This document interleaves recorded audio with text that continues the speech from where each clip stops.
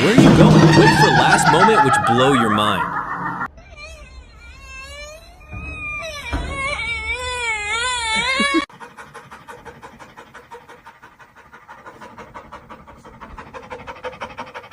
Ya dedim.